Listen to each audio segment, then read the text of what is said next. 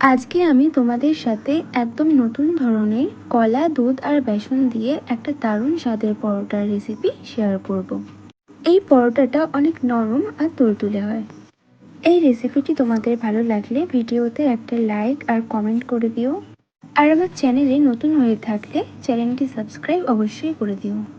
চলো তাহলে ভিডিওটি শুরু করা যাক। সবার প্রথমে একটা বোলের মধ্যে 1.5 কাপ ময়দা নিয়ে নিচ্ছি, 1 কাপ আটা, হাফ কাপ বেসন, ওই কাপেরই হাফ কাপের মতো টক দই,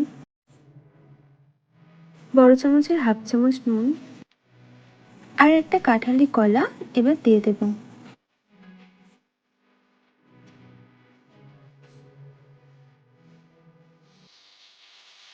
এবার অল্প অল্প করে দুধ দিয়ে ময়দাটাকে মেখে নেব। আর দুধটাকে আমি আগের থেকেই জাল দিয়ে রেখেছিলাম। এখন এই উষ্ণ গরম দুধ দিয়ে মেখে ময়দার ডোটা রেডি করে নেব।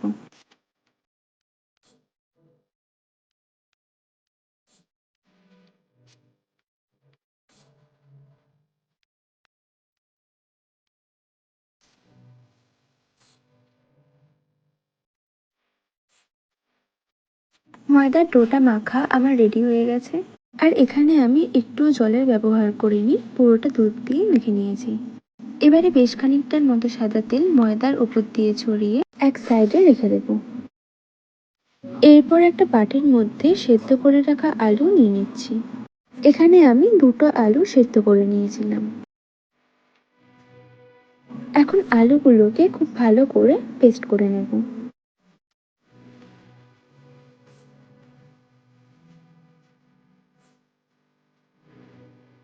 দিয়ে দিচ্ছি ধনেপাতা কুচি, একটা হাফ পাতিলেবুর রস,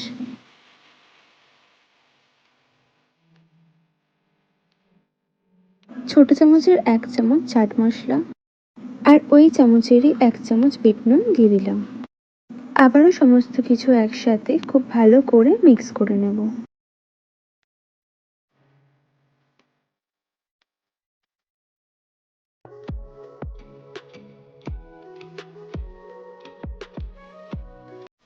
ভালো করে মিক্স করে নেওয়া হয়ে গেছে আর আলুর পুরটাও আমার রেডি হয়ে গেছে।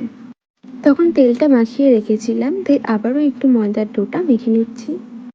এবারে ময়দাটার থেকে লেচি কেটে নেব।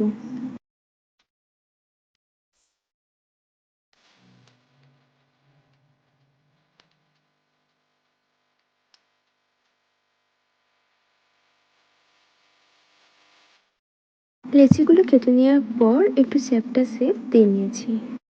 এবার একটা একটা করে লেচি নিয়ে বেলে নেব। প্রথমে লেচিটাকে গোল করে আর বড় করে বেলে নিতে হবে।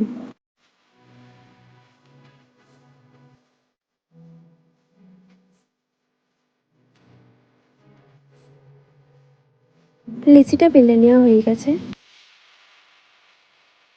এবার লেচিটার ঠিক মাঝখানে কিছুটা পরিমাণ আলুর পুর নিয়ে দিয়ে দিলাম।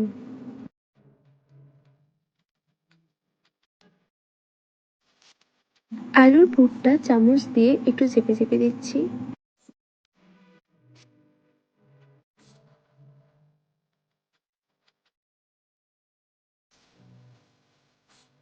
এবারে 4 সাইড দিয়ে মুড়িয়ে ঠিক মোগলাই পরোটার মতো শেপ দিয়ে নেব।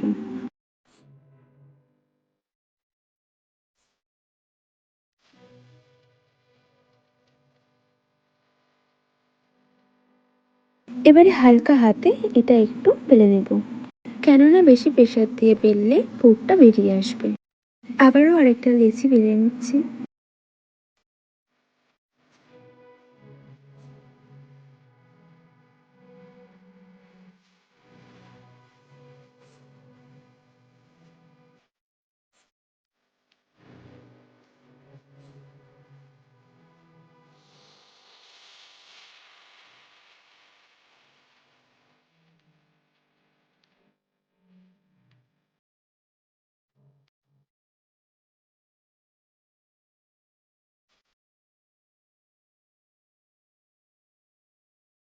এরকম ভাবেই আমি সমস্ত লেচিগুলো বেলে নেব।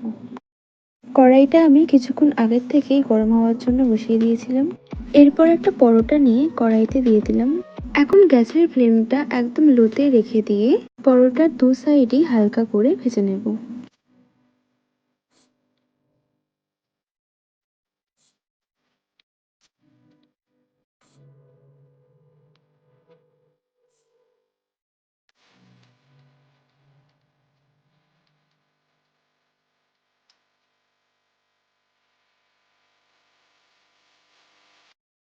পরোটা ভেজে নেওয়ার পর এখন কিছুটা সাদা তেল দিয়ে দিচ্ছি।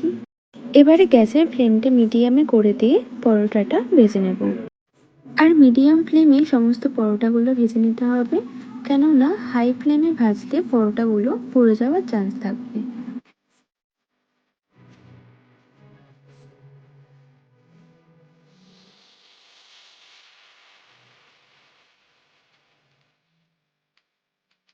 পরোটার দু পিঠই আমি হালকা লাল করে ভেজে নিয়েছি। আর পরোটাটা আমার রেডি হয়ে গেছে। এবার তেল থেকে পরোটাটা তুলে নেব। এরপর আমি আরেকটা পরোটাও ভেজে নিচ্ছি।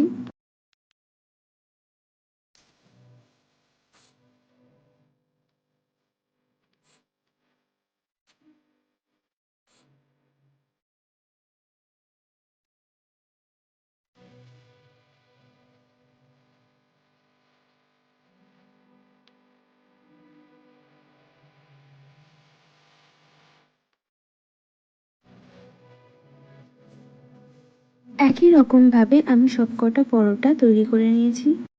এই পরোটাটা তোমরা বাড়িতে অবশ্যই একবার ট্রাই করে দেখবে। আশা করছি তোমাদের সকলেরই খুব ভালো লাগবে।